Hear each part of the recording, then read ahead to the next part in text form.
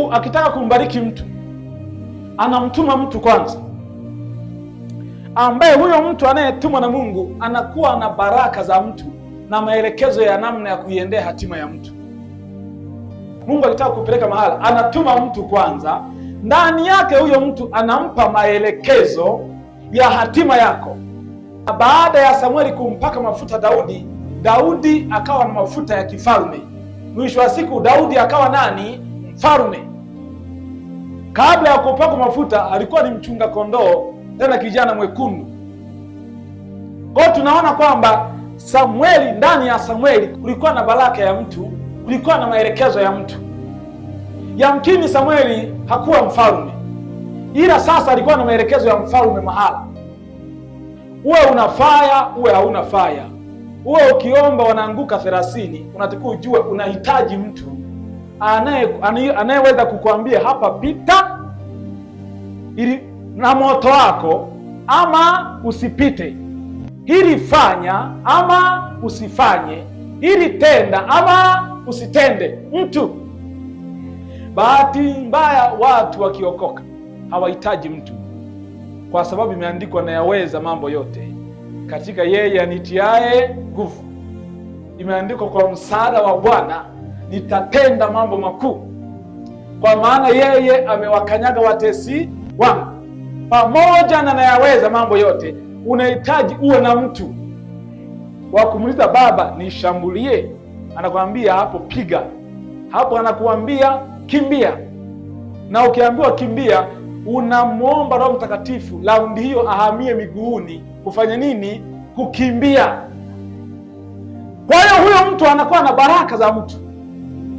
Kwa mfano, baraka zako ziko ndani ya baba yako wa kiroho. Unapokuwa unaambatana na baba yako wa kiroho, kunakuwa na connection fulani ya kiroho kati ya wewe na baba yako, baraka zina flow. Sasa kuna watu wako kama ndege Joni. Machimboni kuna wachimbaji wenye duara, alafu kuna mchimbaji anaitwa ndege Joni, hana duara. Akiingia hapa anakorokocha, hawapatagi hela. Ndege Joni hanaga baba wa kiroho. Leo yuko na Pastor Chris, baba yake wa kiroho. Wiki mbili muujiza wako umetiki kidogo, ameshahamia anaoga kwenye vibuyu. Akishamaliza anasikia tena kuna keki ya upako, yuko keki ya upako. Asema Bwana kumekucha tena, ufufuo wanarudi, yuko tena ufufuo wanarudi. Yeye hajajua umuhimu wa baba wa kiroho. Na hii inatokea kwa sababu watu wanataka mkate na sio neno. Unaweza ukaenda kanisani na ugonjwa, lakini mimi nakwambia hata ugonjwa ukitoka, kama una neno la Mungu utakuja tena. Unahitaji sasa uwe na neno la Mungu linalotoka kwa mtu. Anakuambia mtu neno la Mungu, halafu linakuwa kwako, linakuwa maisha yako. Baada ya muda unakuwa kama yeye rohoni. Ukiwa kama yeye, vita vyako vinakimbia vyenyewe. Mwingine anasema mimi baba yangu wa kiroho ni wa mtandaoni. Sikiliza, baba wa kiroho anatakiwa azijue shida zako za rohoni. Baba wa kiroho kama baba wa kimwili yuko responsible kwa maisha ya mtoto. Kama unavyoona baba wa kimwili yuko responsible na maisha ya mtoto, na baba wa kiroho ni hivyo hivyo. Anahangaika na habari zako, anaanza kuomba ukiwa wewe umelala, anabeba na vita vya kwako. Sasa una baba wa kiroho wa mtandaoni, hajui vita vyako, huwezi kumwelezea shida zako, huwezi kumwelezea matatizo yako, hakuna mwendelezo wa kukusaidia. Unakuwa sasa unatangatanga. Kitabu cha Matendo ya Mitume sura ya 9 mstari wa 10 hadi wa 11. Ulikuwa na mtu mmoja anaitwa Sauli. Sauli alitokewa na Yesu wakati anaenda kule Dameski kutesa watu. Akatokewa na nani? Na Yesu. Akaona mwanga halafu akasikia sauti ya Yesu mwenyewe anamwambia kwamba mbona unanitesa? Akamwambia mimi bwana, mimi nimekutesa wapi? Akasema mimi ndio Yesu wa Nazareti ambaye unanitesa. Mimi nakutesaje? Unaua watu wangu, unanitesa mimi. Tunategemea angetokewa na Yesu angepewa maelekezo ya huduma. Haleluya. Yesu akampa maelekezo kwenda kwa mtu. Ndio kusema kwamba sasa Yesu, kama umekutana na Sauli simmalizane. Umeshamtokea kwenye mwanga, utakuwa umpe maelekezo ya namna atakavyoenda. Ila Yesu akamwelekeza Sauli kwenda kwa mtu. Ila Matendo sasa 9 kuanzia 10. Sasa basi palikuwapo Dameski mwanafunzi jina lake Anania. Bwana akamwambia katika maono, Anania akasema, mimi hapa. 11. Bwana akamwambia, simama, enenda zako katika njia iitwayo Nyofu, ukaulizie katika nyumba ya Yuda mtu aitwaye Sauli wa Tarso, maana angalia anaomba. 17. Anania akaenda zake, akaingia mle nyumbani, akamwekea mikono akisema, ndugu Sauli, Bwana amenituma Yesu, yeye aliyekutokea katika njia ulioijia, upate kuona tena, ukajazwe Roho Mtakatifu. Mara vikaanguka machoni pake vipande kama magamba, akapona kuona, akasimama, akabatizwa. Sauli ametokewa na nani? Na Yesu. Ila Yesu anampa maelekezo ya kwenda kwa nani? Kwa mtu. Kuna mishale ya shetani haihitaji faya, inahitaji mtu tu akukwambia hapo usipite, ndio umuhimu wa fadha wa kiroho. Yesu angeweza kumwelezea Sauli maelezo mengi ya huduma mpaka angechanganyikiwa.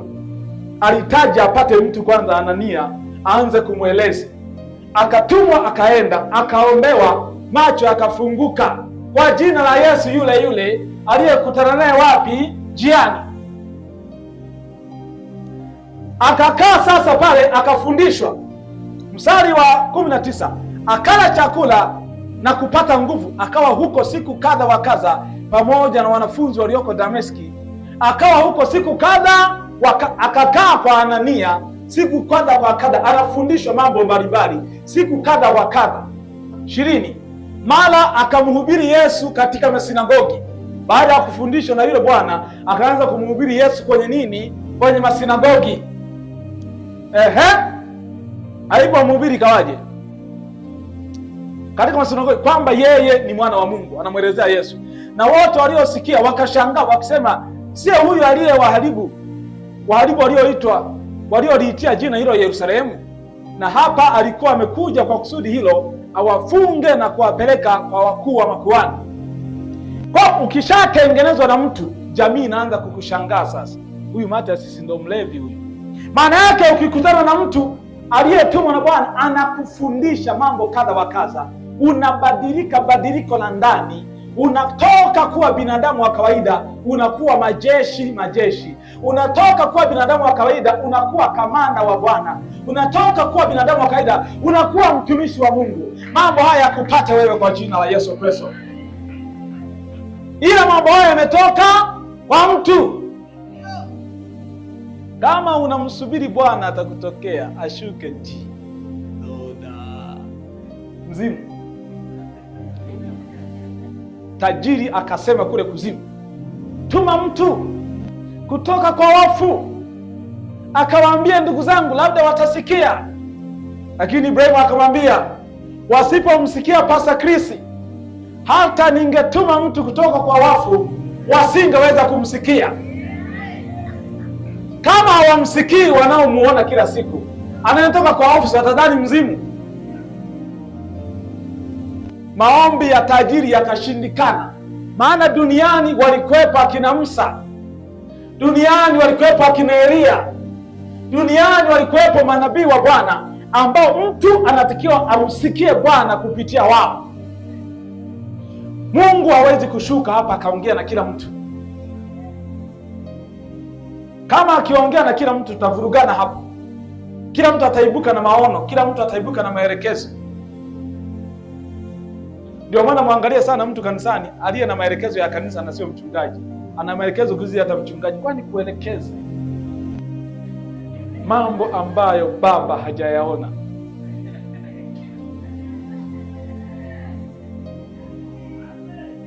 Majeshi. Mungu ni Mungu wa utaratibu. Ndio maana Mungu alikuwa anaongea na Musa, halafu Musa anaenda kuongea na Haruni, halafu Haruni anaongea na watu. Ina maana kama unamtaka Mungu, mtake kwanza nani? Musa. Kwa sababu jumbe za Mungu ziko kwa nani? Kwa Musa. Unaweza kuwa na huduma kubwa, una hatima kubwa, ila unahitaji mtu mmoja aikumbatie ile hatima, aichochee ile hatima, aongeze kuni mle ndani ili itokote vizuri. Bwana, mimi ni mhubiri wa kimataifa, free man. Sihitaji mtu akuchojea hatima yangu. Mimi ni free man. Mimi baba yangu yuko Malawi. Unamwonaga wapi? Kwenye TV. Ukikamatwa na wachawi utampigia simu. Ukiwa na changamoto za kiroho utampigia simu. Unatakiwa umpigie simu, apokee simu, akwambie ili fanya, ili usifanye. Haleluya. Kwa hiyo sasa, baba wa kiroho ni mfumo wa Mungu wa siku za mwisho uliobeba baraka za mtu. Mfumo wa Mungu wa siku za mwisho uliobeba baraka za mtu ni baba wa kiroho. Kwenye kile kitabu cha Malaki sura ya 4 mstari wa 5 hadi wa 6. Malaki sura ya 4 mstari wa 5 hadi wa 6. Angalieni, nitawapelekea Elia nabii kabla haijaja siku ile ya Bwana iliyokuu na kuogofya, naye ataigeuza mioyo ya baba iwaelekee watoto na mioyo ya watoto iwaelekee baba zao, ili nisije nikaipiga dunia kwa laana. Hebu sema, ataigeuza mioyo ya nani? Ya baba iwaelekee watoto, na ya watoto imwelekee nani? Baba. Lakini anayetuma kuigeuza ni Elia, ni nabii wa Bwana. Baada ya miaka akatokea mtu mmoja ametumwa kutoka kwa Bwana, akawaambia, itengenezeni njia ya Bwana, yanyosheni mapito yake. Anatumwa awaambie watu ili Bwana akishuka wampokee wakiwa wanamwelewa. Zile baraka za Bwana unazozitaka, unahitaji mtu akupe maelekezo yatokayo kwa Bwana, yatakayovusha biashara yako na ndoa yako na hatima yako. Haleluya. Huu mfumo sasa wa ubaba unatoka sasa kwa Bwana. Ndio maana Mungu alimwambia Elia, mpake mafuta Elisha awe nabii mahala pako. Wakati Mungu anataka kumtoa Elia, akamtuma mpake mafuta mtu. Alafu Elisha akaanza kumtumikia nani? Elia. Kabla ya kumtumikia Bwana, unamtumikia kwanza baba. Baada ya Elia kumpaka mafuta Elisha akaanza kumfuata Elia. Alikuwa na ng'ombe zake nyumbani, akazichinja kwanza ng'ombe zake, watu wakala, alafu akaenda kumfuata nani? Elia. Akienda huku wanaenda huku, akienda huku wanaenda huku. Dakika za mwisho, wakati Elia anaondoka, anachukuliwa na Bwana, Elisha akamwomba Elia, akamwambia, sasa nataka sasa mara 2 ya nguvu zako. Maana mara 2 ya hekima, mara 2 ya nguvu, mara 2 ya upako. Akamwambia, hili jambo umeomba zito, ila ikitokea umeniona nikiwa naondoka, inakuwa la kwako.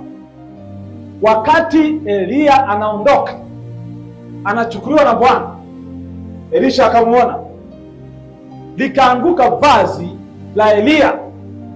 Lilipoanguka vazi la Elia, yule Bwana akalibeba, akarudi kwa njia ile ile waliotoka na Elia, akakuta mto, akaupiga kwa lile vazi, mto ukakauka, akapita. Akawa na upako mara 2 ya baba yake wa kiroho. Lakini kwa nini? Aliambatana, aling'ang'ania, aligangamana bila kufanya nini? Bila kuachana. Unakosa muujiza wako rafiki yangu, kwa sababu wewe una mambo mengi. Tunaweza kuwa tunafyeka majoka kila siku, tunafyeka majoka kila, kumbe tunafyeka majoka kwa mtu ambaye hana baba. Yuko kanisani kwenye maombi na maombezi, na hajaanza leo maombi na maombezi. Ukimuuliza historia yake, ameshaombewa akapona, akaumwa, akapona, akaumwa, akapona, akaumwa, ili kanisa la 30, na aliokoka. Kwa nini? Kwa sababu hana baba wa kiroho.